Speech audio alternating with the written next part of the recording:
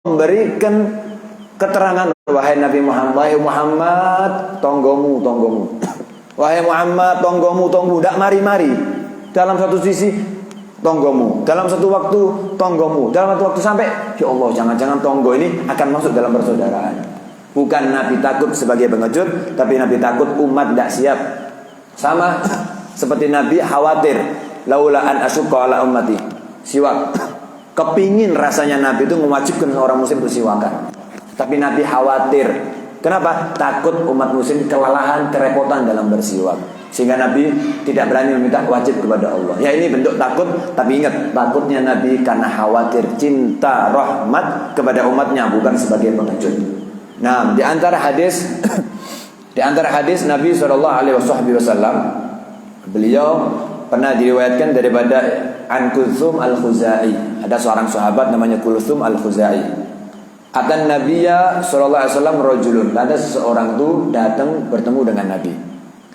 Kemudian si orang laki ini tanya, "Ya Rasulullah, wahai Rasulullah, bagaimana aku dianggap jadi orang baik dan bagaimana aku ini telah dianggap sebagai orang jelek?" Bahan introspeksi diri ini bagaimana? Saya ini mau ngaca, wahai Rasulullah, cuman yang gampang ya pasti ngacai hati ini.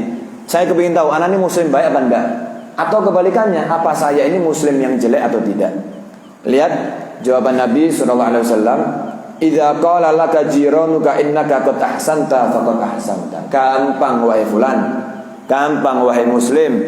Tinggal tanya tonggomu, Pak fulan, Ibu fulan sehat, alhamdulillah, jujur dari hati ke hati.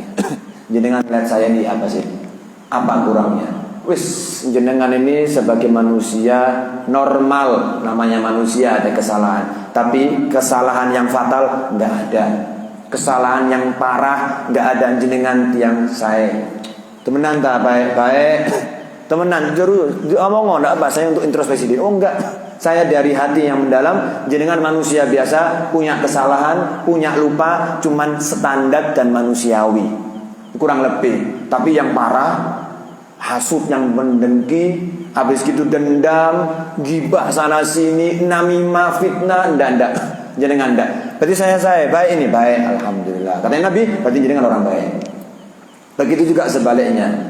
Idza qala laka jiranuka qad asa'ta faqad asa'ta. Tapi kalau tonggoe, tetangganya ngomong, waduh, lek sepurane, lek urusan kali fulan ini ndak wis angkat tangan. Duh, rugi, babane rugi.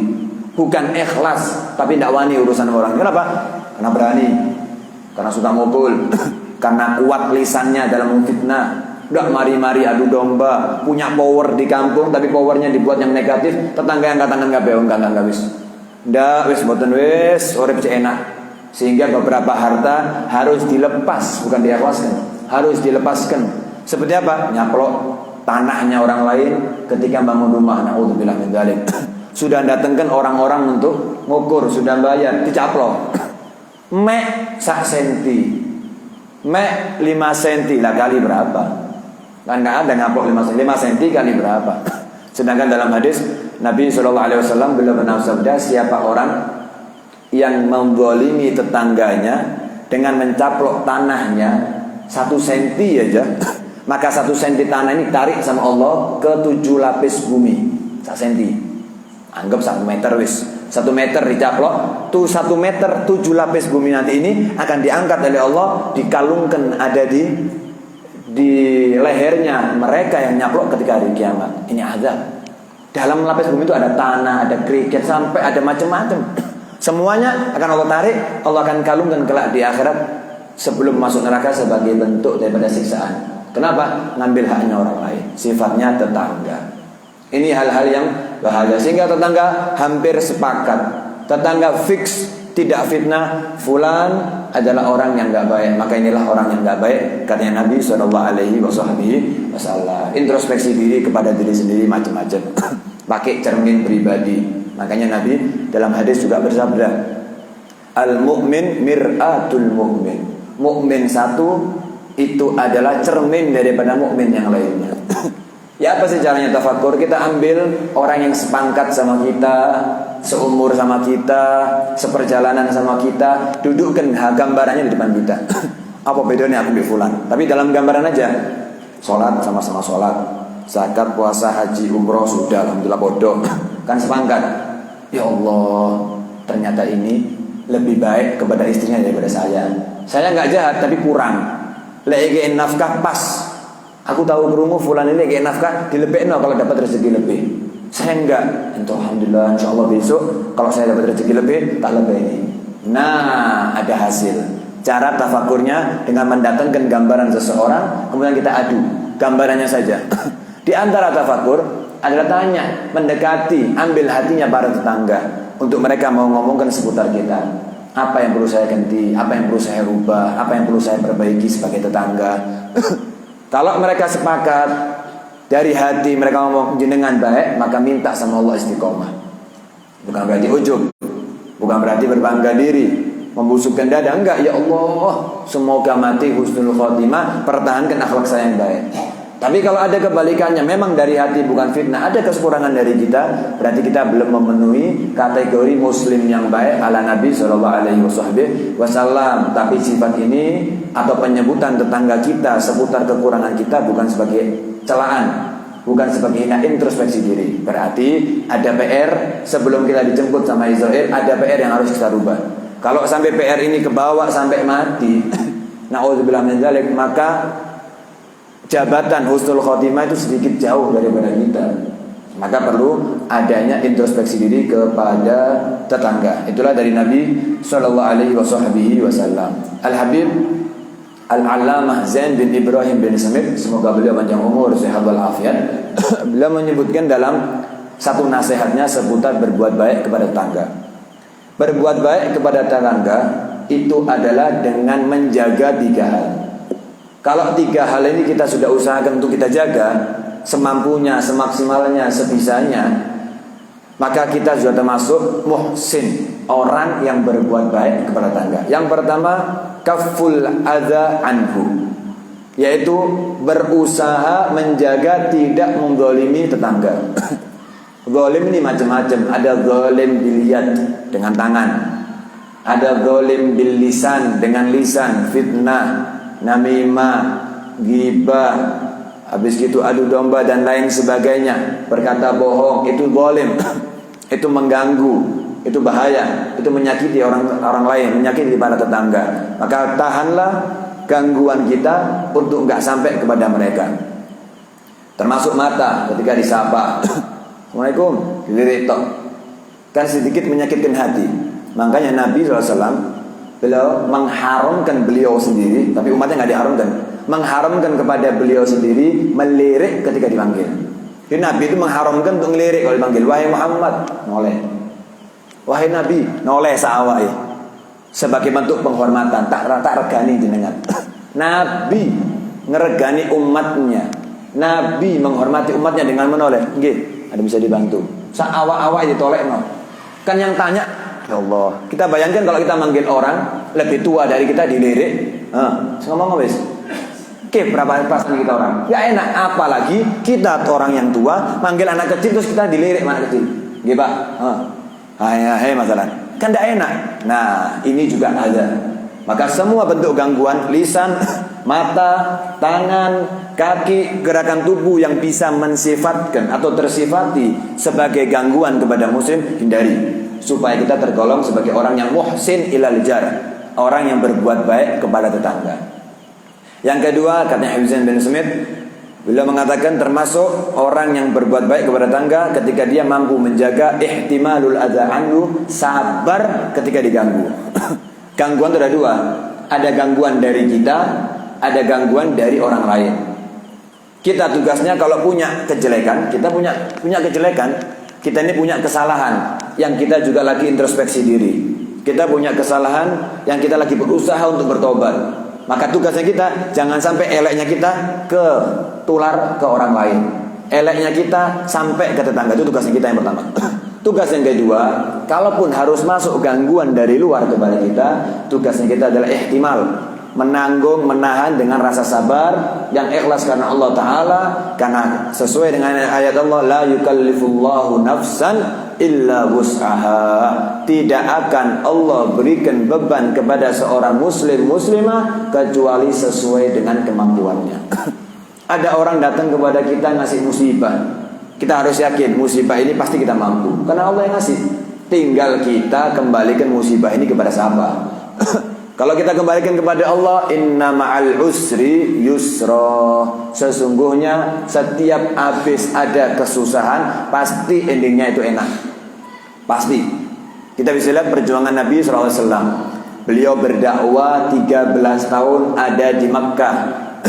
Mulai di sahabat Ammar bin Yasir, ibunya, bapaknya, kakaknya, semua disiksa, dimatikan, dibunuh di depannya mereka. Ammar bin Yasir bertahan. Nabi ngempet, ya Allah, bagaimana sahabatku bertahan untuk menjaga agama Islam. Lebih daripada itu, Nabi disiksa, mau dibunuh, sahabatnya disingkirkan, ada dihijrahkan ke Ethiopia, ada yang harus ke Sam, macam-macam perjuangan Nabi 13 tahun.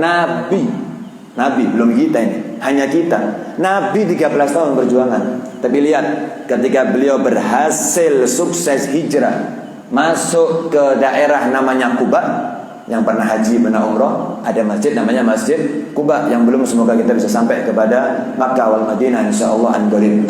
Masjid Quba itu adalah langkah pertama Nabi SAW ketika hijrah dari Mekah. Duduk di Quba selama 22 hari, bikin masjid. Dan Masjid Quba adalah masjid yang pertama kali dibangun oleh Nabi SAW dalam agama Islam. La masjidun ussisa ala taqwa. Pastinya masjid yang didirikan atas takwa kepada Allah Subhanahu wa taala. Barulah beliau masuk ke kota Madinah, disambut dengan tola al-badru alaina min thaniyatil wada'i. Kemudian dari situ mulai kelihatan apa itu dampak positif sabarnya Nabi 13 tahun. Mulai umat Islam masuk Islam, mulai dakwah Nabi digampangkan, mulai terus sampai ke puncaknya Amul Fatah. Bagaimana Mekah ditaklukkan oleh Nabi Sallallahu Alaihi Wasallam dan seterusnya. Nabi aja cobaannya 13 tahun, urusannya nyawa. Dari mati ke mati, mati ke mati. Luput Nabi sahabatnya, luput sahabatnya duluri sahabatnya. Nah kita nggak ada, ancaman ini nggak ada dan kita enteng. Kalau kita bandingkan cobaan kita sama Nabi itu enteng. Dan pastinya endingnya orang yang sabar atas cobaan pasti yusra, yaitu kebaikan. Yaitu tidak ada istilah fitnah itu menang, tidak ada. Apalagi yang dilawan orang sabar. Tidak ada namimah adu domba terus sukses itu nggak ada. Apalagi orang yang sabar kepada Allah, nggak ada. Makanya ada istilah entenono, bayaji waket kalau orang Arab. Apa bayaji waket? Akan datang waktunya. Qul ja'al haqqu wa zahaqal batil innal batila kana zahuqa. Katakan wahai Muhammad, ja'al haq, pasti kebenaran akan datang. Pasti akan datang, itu pasti. Wa zahaqal batil. Namanya batil, mau santet naudzubillah, mau sihir naudzubillah, mau dimatikan kerjaan kita naudzubillah, mau dikirim penyakit naudzubillah, difitnah, dimimah, di grup mungkin dibully, di kampung, semuanya disabarono. Sabari, tetap perlu curhat, perlu guru supaya enggak dikuasai oleh syaitan. Tetap perlu ada refreshing diri supaya kita enggak terlalu capek mengurusi tetangga yang zalim. Tapi innal batila kana zahuqa, itu yang perlu dipegang. Sesungguhnya kebatilan pasti akan binasa. Tapi kita enggak meminta orang yang zalim kepada kita binasa. Tapi itu sudah janjinya Allah. Yang namanya batil pasti akan binasa. Itu sudah janjinya Allah Subhanahu wa taala. Yang ketiga, seseorang dibilang muhsin, dibilang berbuat baik kepada tetangga ketika dia bisa menjaga daripada yaitu istiqomah ihda ilaihi, yaitu memberikan hadiah kepada tetangga. Kita habis hadir tahlil di luar kampungnya kita. Wah, tahlilnya karena meninggalnya kebetulan ada beberapa tahlil, 2 tahlil, 3 tahlil, dapat 3 berkatan. Kalau muslim yang baik, tetangga yang baik, dibagikan 1 buat dalam rumah, buat rame-rame biar berkah. Uang di rumah ada beras, uang istrinya ya masak, maka 1 buat berkah. Tapi yang 2 diberikan kepada tetangganya. Saling memberikan hadiah. Tetangga itu ada 3 minimalnya ya. Ada tetangga dekat atau 2 lah. Ada tetangga dekat, ada tetangga jauh. Ya, tetangga dekat pastilah lebih banyak untuk kita baiki daripada tetangga jauh. Kenapa? Teriak-teriaknya kita kalau kita teriak, ngakak-ngakaknya kita kalau kita lagi kumpul-kumpul, ramenya kita kalau kita lagi kumpul, dirasakan gak enak itu oleh tetangga kita yang dekat. Maka tetangga jauh gak boleh protes. Wah, jenengan baik sama fulanto. Lah ya apalah sak tembok. Lah mosok mau dibagikan ya pasti tetangga dekat lebih dibaiki daripada tetangga yang jauh. Tetangga dekat lebih banyak kita kasihkan hadiah karena kita lebih banyak mengganggu dia. Apalagi yang punya anak kecil, apalagi baru lahir, tidurnya tengah malam, belum lagi kalau sakit tengah malam, tetangga kita yang dengar, tetangga jauh nggak ikut dengar. Maka yang seperti ini harus kita baiki, kita harus sadar ya. Makanya diceritakan ada seorang imam yang sangat besar. Beliau ketika akhir wafat disambangi sama orang Yahudi. Ada orang Yahudi datangi beliau di saat sakit, dan sakitnya sudah mulai parah. Orang Yahudi ini kita tahu kan bagaimana Allah menyampaikan dalam Al-Quran, tidak akan ridho kepada kalian wahai para muslimin. Orang Yahudi kepada Anda, walan tardo ankal yahudu walan nasara hatta tattabi'a millatahum. Ini Allah yang ngomong, itu sudah jelas sudah. Allah berfirman dalam Al-Qur'annya, Yahudi ini pasti akan memerangi kita sampai kita ikut agamanya mereka. Itu sudah menjadi darah daging, dan ini Allah. Ini bukan ucapan provokatif, tapi ini Allah yang ngomong. Orang Yahudi ini baik, nggak melakukan serangan apapun kepada imam ini. Imam ini seorang ustadz, seorang dai, seorang kiai di zamannya. Pasti punya muridnya banyak, punya masa yang banyak. Suatu saat ketika mendengar kiainya, syekhnya ini mulai sakit dan sakitnya mulai kritis, permisi ke istrinya. Wahai ibu fulan, ibu fulana, boleh saya jenguk? Boleh, monggo. Tidak apa-apa. Non muslim loh saya, tidak apa-apa. Yahudi loh, tidak apa-apa, monggo. Tidak apa-apa, tidak ada masalah. Yang nggak boleh ikut campur urusan agama. Monggo nang masjid men. Ada aturannya. Monggo jenengan ke tempat saya, ya nggak boleh. Tapi lek menjenguk, selamat urusan duniawi, lahiran, semoga anaknya sehat, boleh, masih non muslim. Semoga kerjaannya jenengan nggak toko, semoga kerjaannya sukses, nggak apa-apa. Kenapa? Harta Allah berikan kepada muslim dan juga non muslim. Semoga dalam baliknya itu, di baliknya mereka kita doakan semoga dapat hidayat, boleh. Dapat taufik dari Allah boleh, tapi masuk ke akidah, masuk ke agama, masuk ke urusan perayaan agama tidak. Kenapa? Lakum dinukum waliyadin. La a'budu ma ta'budun wa la ta'buduna ma a'bud wa la antum 'abiduna ma a'bud. Sudah jelas Al-Qur'annya. Mungkin sedikit kita akan singgung nanti. Amin. Yahudi ini masuk. Ketika masuk ke rumah, masuk ke kamarnya, orang Yahudi disih. Kenapa megang hidungnya terus? Bau. Ada bau yang menyengat. Anaknya, istrinya, keponakannya nemeni, karena takut jadi meninggalnya. Ditemani sama muridnya, ditemani. Syekhnya ngomong, lu kenapa kok megang terus? Oh enggak. Takut mau ngomong bau rumahnya jenengan, takut. Oh enggak apa-apa. Pegang terus. Ketika selesai daripada jenguk, keluar dari kamar, masih di ruang tamu. Anaknya atau istrinya tanya, wahai tetanggaku Yahudi, Pak Fulan, kenapa kok jenengan? Maaf, lu rumahnya jenengan kok bau, kenapa? Ya katanya si istrinya, jenengan tidak tahu tak? Tidak tahu, kenapa? Apa Pak Ustadz, Pak Syekh, kalau buang air berantakan? Oh enggak, buang air ke kamar mandi kita angkat. Lu kenapa kok bau? Sini. Ini rumah saya Pak, temboknya apa nih? Temboknya saya. Nah ini balok ini. Kalau zaman dulu nggak ada tekel ya, jadi pipanya aja. Kalau kita gambarkan dengan gambar pipanya jenengan, kira-kira pipa apa? Dilihat sama dia, kalau rumah saya jenengan sebelah sini, rumah saya sebelah sini, dipikirkan, oh pipa jeding. Nah sudah hampir 10 tahun kotorannya jenengan, kencingnya jenengan saat keluarga tembus sampai ke rumah ini. Dan kami sebagai anak istrinya Pak Ustadz, Pak Kiai, Pak Syekh ini sabar. Kenapa? Takut. Kalau datang ke tukang, Pak tukang kerja yang bayar dia.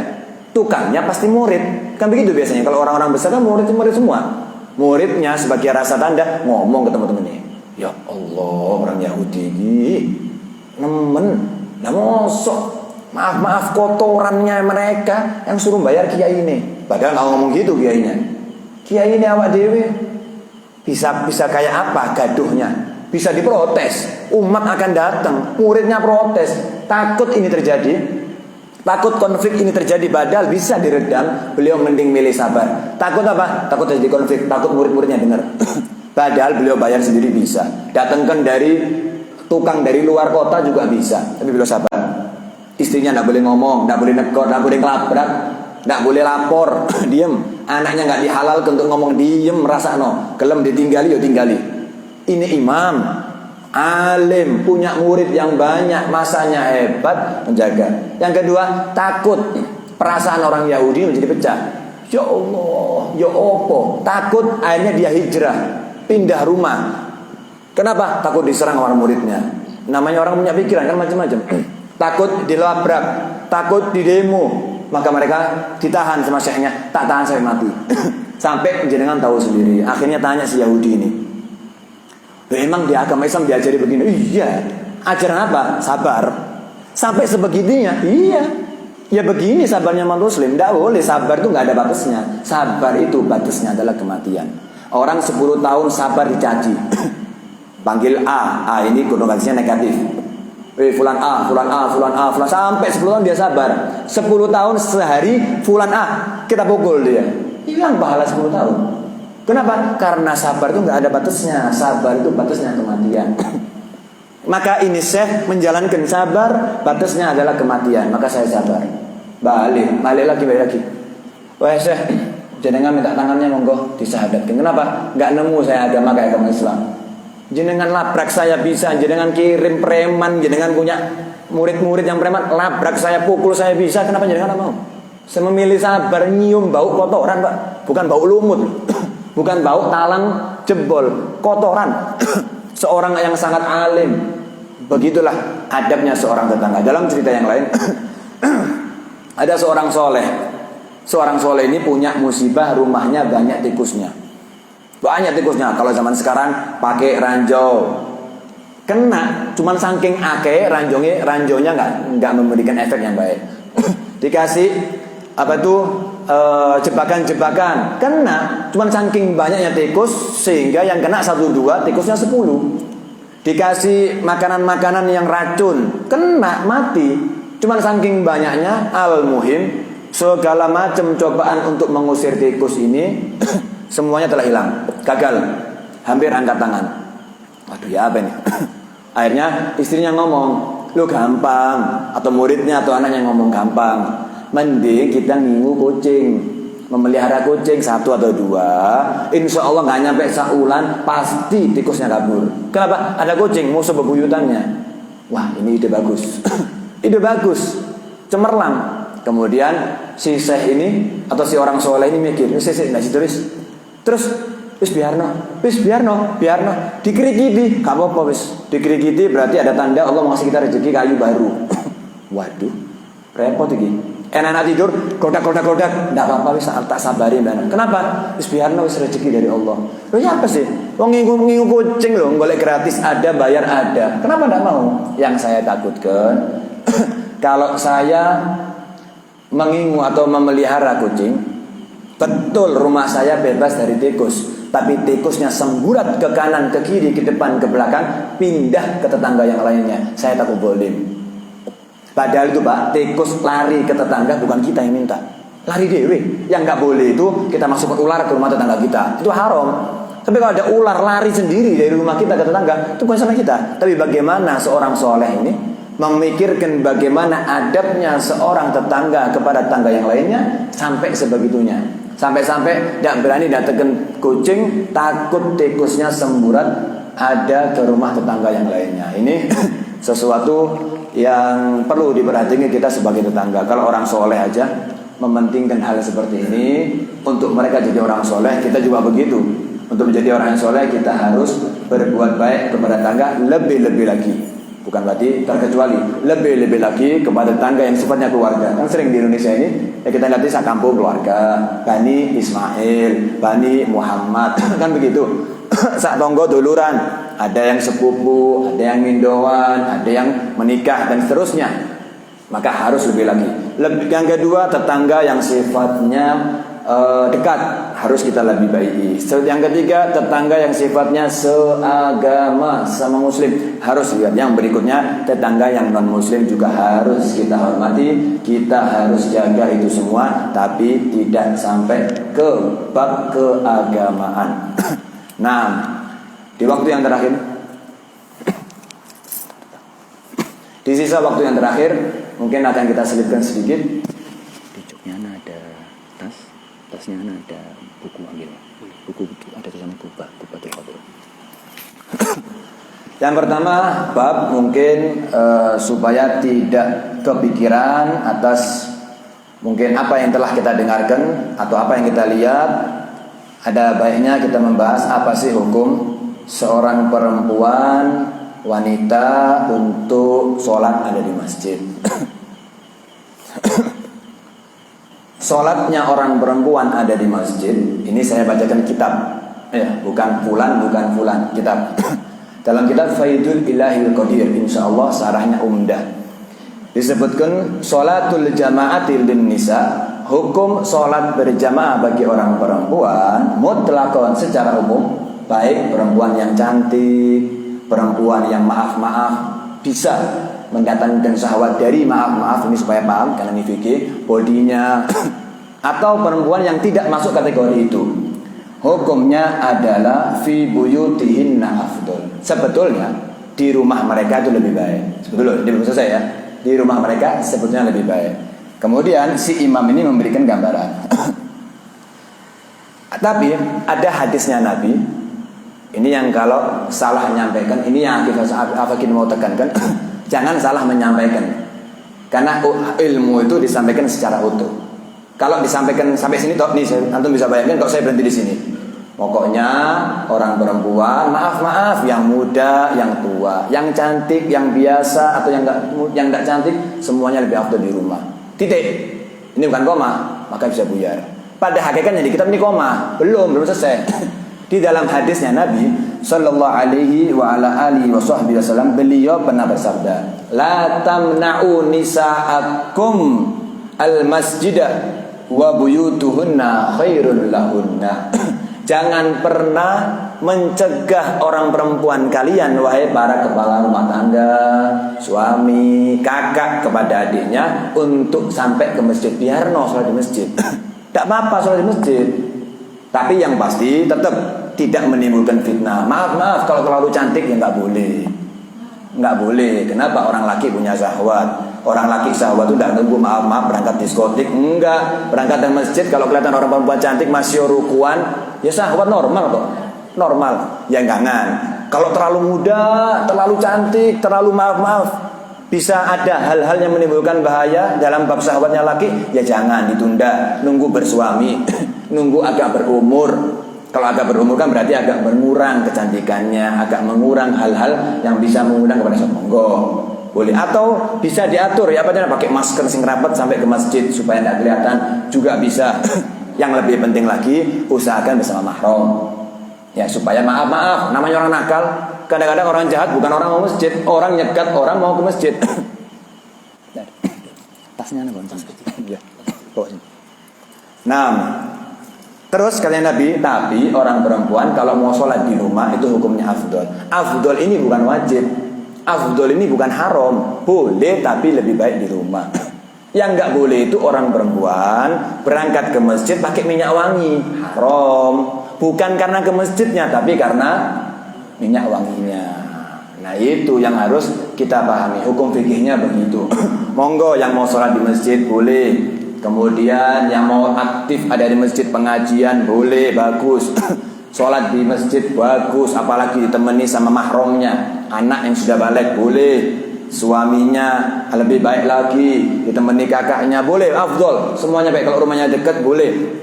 Tapi pastikan jangan sampai memakai wangi-wangian yang bisa mengundang syahwat orang laki. Dan jangan sampai masalah seperti tadi, yang terlalu cantik, yang terlalu tadi itu bisa membuat orang lain untuk bisa jatuh syahwat. Kalau masalah saya kalau ada di masjid saya nggak sholat loh, monggo berangkat sholat cuma ditutup yang rapat sampai dalam masjid. Lek di masjid orang laki ngelihat ya salah dewe. Ya sudah ditutup wis dirapeti jadi delok, ya sudah salahnya orang lakinya bukan salahnya orang perempuannya. Dikasih satirnya sih diincengi, ya salahnya orang laki bukan salahnya orang perempuan. Jadi tidak ada yang perlu dikhawatirkan, tidak ada yang perlu diresahkan. Orang perempuan yang aktif di masjid alhamdulillah insyaallah tanda baiknya. Yang penting keluar masjid jangan ngerumpi. pahalanya hilang. Yang penting keluar masjid, jangan mau diajak duduk-duduk, namimah, adu domba, pahalanya hilang. Tidak usah bahas di grup fulan A, fulan B, pahalanya hilang. Eman, ngurusi suami afdol, ngurusi anak afdol, nyapu rumahnya kosor lebih afdol daripada ngurusi orang lain. Nah ini sedikit yang Al-Fakir sampaikan. Ada di kitab fikih dalam madzhab Syafi'i, orang perempuan katanya Nabi tidak usah dilarang ke masjid, tapi sholatnya mereka di rumah itu afdol. Yang penting tidak terlalu cantik dan tidak memakai wangi-wangian ataupun hal-hal haram yang lainnya seperti perhiasan. Berangkat ke masjid, maaf bedaannya kayak ke kondangan, ya jangan. Kenapa? Hal-hal yang bisa memancing seseorang untuk jatuh di dalam syahwat, maka itu hukumnya haram bagi orang perempuannya, bukan karena masjidnya, tapi karena pengundang syahwatnya, wangi, bedaan yang sangat memancing, pakai perhiasan dan seterusnya. Yang kedua, yang perlu disampaikan di bulan Desember ini yaitu hukum, bagaimana sih hukum mengucapkan selamat Natal kepada non muslim. Ini kita sampaikan bukan pendapat profesor ataupun doktor, apalagi pendapatnya yang bicara Soleh Assegaf, bukan. Ini pendapat dari kitab. Yang bisa baca kitab, kita kasih kitabnya. Mau PDF ada, mau kitabnya ada. Khulasohnya, intinya adalah hukum pengucapan perayaan tidak ada ya di kitab hukum. Maaf, perayaan Natal nggak ada di kitab. Yang ada hukum tahniatul a'yad, hukum merayakan perayaan agama apapun yang sifatnya agama. Itu hukumnya adalah haram. Hukumnya haram, apalagi kalau diselingi di dalam hatinya, jenengan kenapa mengucapkan selamat hari rayanya agama A, agama B, agama C? Oh, saya mengagungkan agama, saya ngefans sama agama mereka. Cuman saya tetap Islam, haram. Ngefans kepada agama lain itu haram, enggak boleh. Atau mengagungkan penganut daripada agama yang lain. Kenapa jenengan kok mengucapkan perayaan agama A, B, C, D? Karena saya ta'zim itu harus digarisbawahi. Mengagungkan sosok orang non muslimnya. Makanya karena saya ngefans sama fulan yang pemain sepak bola non muslim, maka saya sebagai toleransi akan ikut gara-gara pemain bola yang non muslim. Kadung cinta, enggak boleh yang seperti ini. Ini hukumnya haram. Ya, disebutkan oleh guru-guru kami dalam mazhab Imam Syafi'i, Imam Malik, Imam Ahmad bin Hanbal dan Imam Abu Hanifah, semuanya sepakat mengucapkan selamat perayaan hari raya agama yang lain hukumnya haram. Yang makruh adalah menerima hadiah. Menerima hadiahnya tok yang makruh, adapun yang lainnya tidak. Itu pun menerima hadiahnya, waduh, ditolak gak enak, trimon, tidak ada masalah. Tapi jangan ada pengagungan. Itu kalimat yang perlu digarisbawahi. Tidak boleh ada pengagungan kepada agama lain. Tidak boleh ada pengagungan kepada penganut agama lain. Loh kenapa? Innad dina indallahil Islam. Allah yang ngomong. Nah, kalau Allah yang ngomong mau ditabrak, kita bisa tahu kan hukumnya apa. Saya mau ngomong kafir kan tidak enak, ya kan? Allah ditabrak, bahaya. Iman bisa goyang. Sesungguhnya agama di sisinya Allah hanya itu ifadatul hasr, gak ono maneh, hanyalah Islam.